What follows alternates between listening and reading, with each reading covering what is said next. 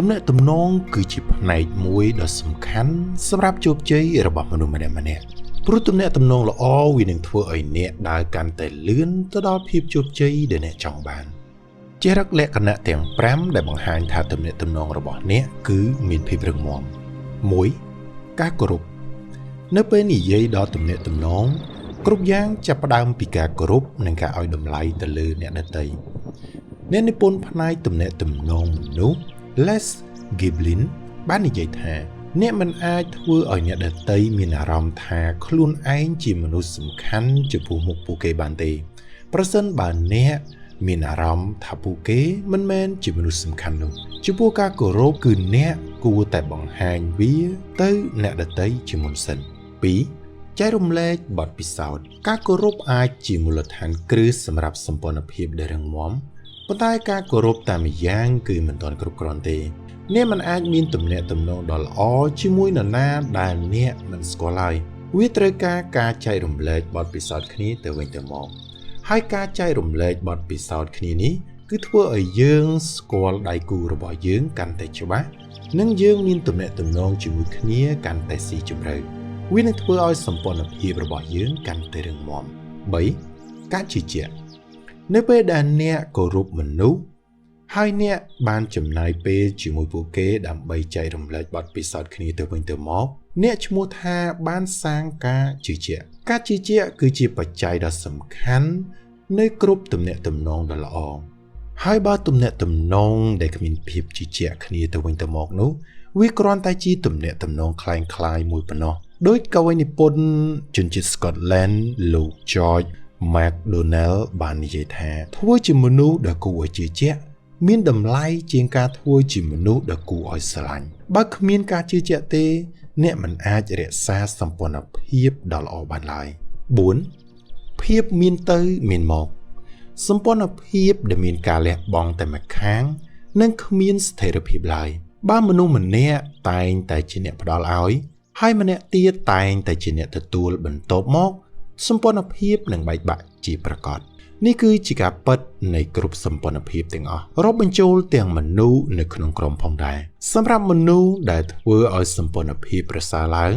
តែមានការផ្ដល់ឲ្យគ្នានិងការទទួលយកពីគ្នាវិញដូច្នេះគ្រប់គ្នាតែងតែទទួលបានប្រយោជន៍ក៏ដូចជាការផ្ដល់ឲ្យដូចគ្នាចូលចងចាំថា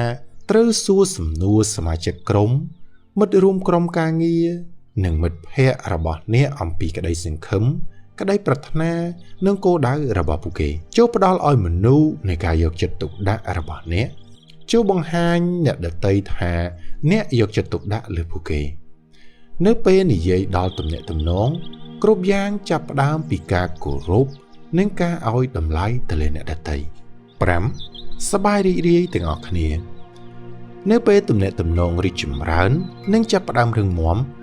មនុស្សដែលមានទំនាក់ទំនងជាមួយគ្នានឹងចាប់ផ្ដើមរីករាយទាំងអស់គ្នាការរួបរวมសាមគ្គីជាធ្លុងមួយអាចធ្វើឲ្យកិច្ចការដ៏គួរឲ្យធុញទ្រាន់ទៅជាកិច្ចការវិជ្ជមានបានហេតុផល3យ៉ាងដែលធ្វើឲ្យមនុស្សភាគច្រើនមិនយល់ពីចិត្តរបស់អ្នកដទៃ 1. ការភ័យខ្លាចនៅសតវត្សទី17 William Penn បាននិយាយថាអ្នកមិនយល់ពីអ្នកដទៃមិនមែនមកពីស្អប់ឬក៏ប្រឆាំងនោះទេប៉ុន្តែមកពីភាពលងខ្លៅទៅវិញទេនៅពេលពួកគេមិនយល់ពីអ្នកដទៃពួកគេតែងតែមានប្រតិកម្មដោយការភ័យខ្លាចហើយនៅពេលដែលពួកគេភ័យខ្លាចអ្នកដទៃពួកគេតែងតែព្យាយាមយកឈ្នះការភ័យខ្លាចរបស់ខ្លួនដោយមិនបានរៀនសូត្របន្ថែមពីអ្នកដទៃឡើយហើយវាបានคล้ายទៅជាវដ្តដ៏អាក្រក់បំផុតសម្រាប់ពួកគេដោយឡែកនៅក្នុងបរិយាកាសការងារប្រសិនបើអ្នកផ្ដល់ការជឿជាក់លើអ្នកដទៃនិងជំនួសឲ្យការភ័យខ្លាចដោយការយល់ចិត្តពីអ្នកដទៃអ្នកគ្រប់គ្នាអាចរួមសាមគ្គីធ្វើការយ៉ាងមានប្រសិទ្ធភាព 2. គិតតែពីប្រយោជន៍ផ្ទាល់ខ្លួនការគិតពីប្រយោជន៍ផ្ទាល់ខ្លួនរមែងជាឧបសគ្គជានិច្ចវាជាធម្មជាតិរបស់មនុស្សក្នុងការគិតតែពីប្រយោជន៍ផ្ទាល់ខ្លួនរបស់ពួកគេជាមុនបើអ្នកចង់ឃើញឧទាហរណ៍នៃរឿងនេះចូលប្រឡែងលេងជាមួយនឹងក្មេងអាយុ2ឆ្នាំទៅដឹងហើយគាត់បានជ្រើសរើសយកតុក្កតាដ៏ស្រស់ស្អាតសម្រាប់ខ្លួនឯងហើយទទូច ឲ្យធ្វើតាមគំនិតរបស់គាត់ជាស្វ័យប្រវត្តិវិធីមួយដើម្បីយកឈ្នះលើធម្មជាតិនៃការគិតពីប្រយោជន៍ផ្ទាល់ខ្លួនរបស់យើងគឺព្យាយាមមើលឃើញអ្វីៗតាមទស្សនៈរបស់អ្នកដទៃឬអាចនិយាយដោយខ្លីថាចេះយកចិត្តអ្នកដទៃ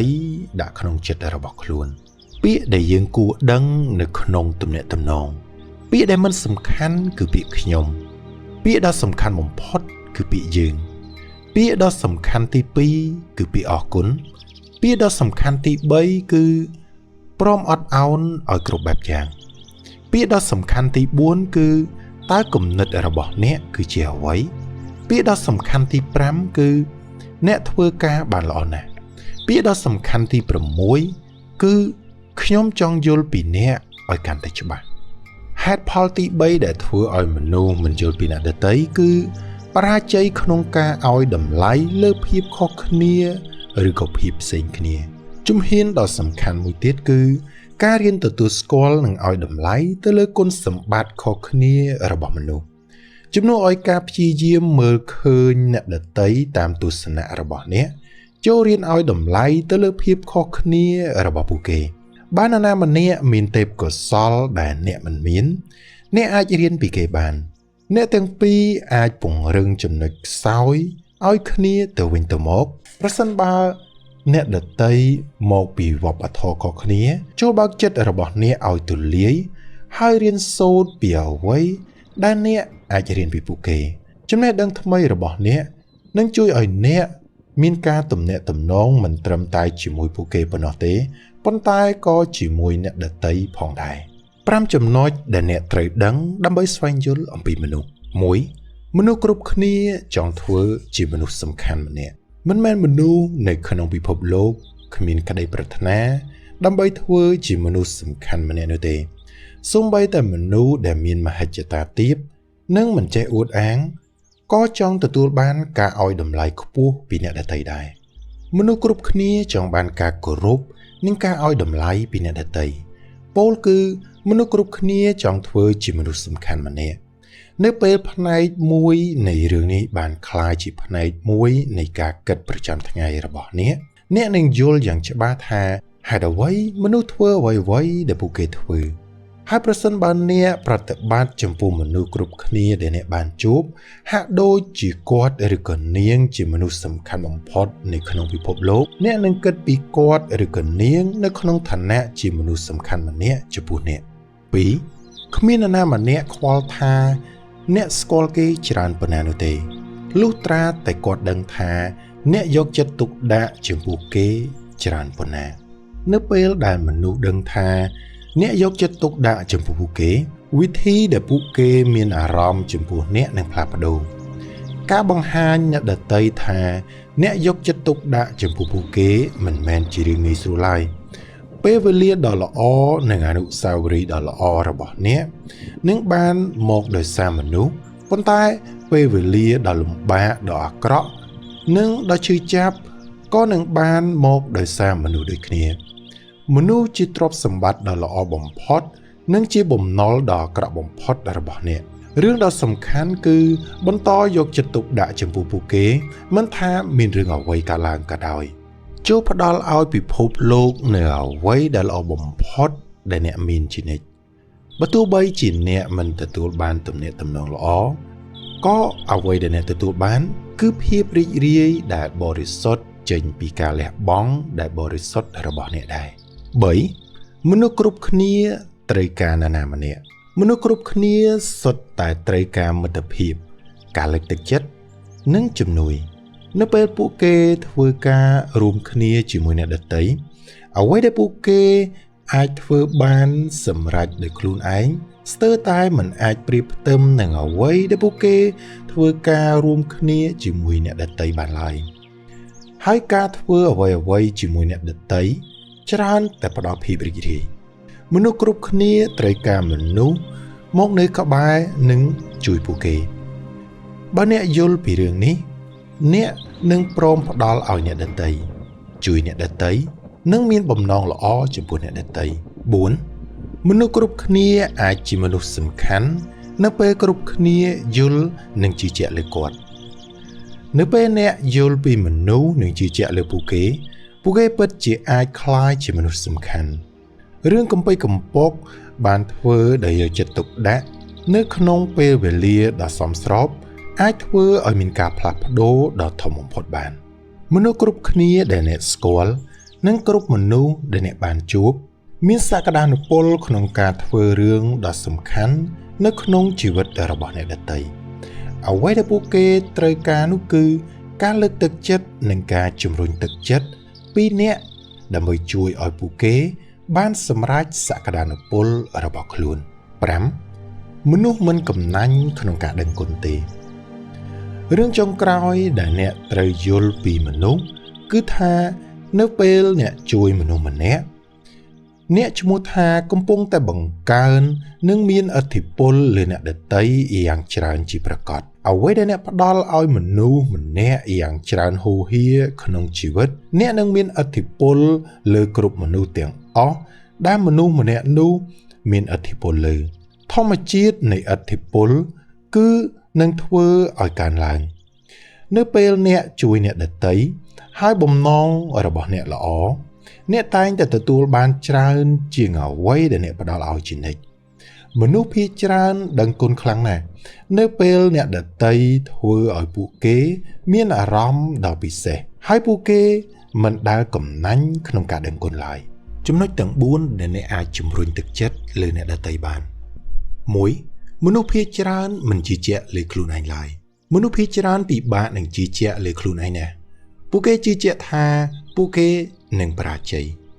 សូម្បីតែនៅពេលដែលពួកគេមើលឃើញជ័យជំនះបន្ទាប់ពីឆ្លងផុតបញ្ហាក៏ដោយ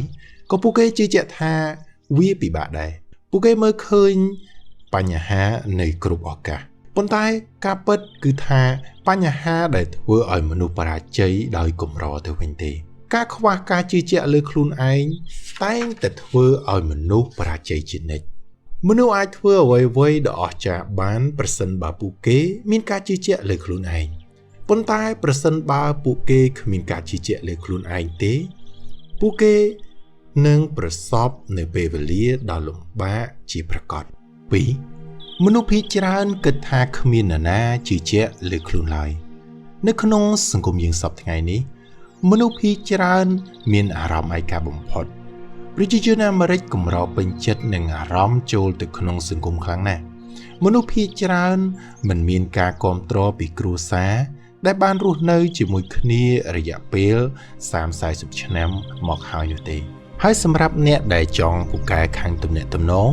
ត្រូវតែដឹងចំពោះរឿងនេះ 3. មនុស្សភាគច្រើនអាចនិយាយប្រាប់រឿងអាចកំបាំងរបស់ខ្លួននៅពេលដែលអ្នកដទៃជឿជាក់លើពួកគេសញ្ជាតិញាណរបស់មនុស្សដឹងបានយ៉ាងល្អបំផុតនៅពេលដែលអ្នកដទៃមានការជឿជាក់លើពួកគេអាចដឹងថា